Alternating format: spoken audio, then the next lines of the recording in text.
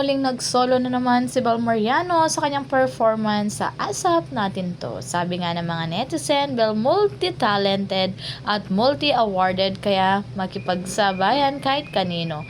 Sa aura ni Bel, di takot mawalan ng lalaki. More blessings sa'yo. At marami pa nga daw aabangan ngayong 2026. Sabi nga niya ay may ginagawa siyang kanta, may upcoming project din na hindi pa pwedeng sabihin. Bawal sabihin, baka kasama niya rin si Donnie Pangilinan. Finally, na-meet na nga ni Bel Mariano si Lola Neneng na na-meet ni Donnie Pangilinan noon.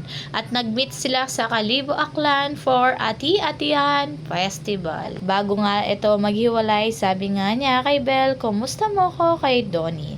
At sagot naman ni Bel ay okay po. One thing good with Bel Mariano is she is being so grateful with her fans, her fan base together with her love team partner are all on different age stages, the working class, moms, aunties, grandparents, because as they fans sees in them the good example that they generates to the young generation as example with the good manners, respect of the family, and most of all ay moral values, both put God the center in their life. Kaya wala ka nang mahihiling sa kanya dahil nasa kanya na ang lahat, mapagmahal sa pamilya, kapatid, at sa kanyang mga fans.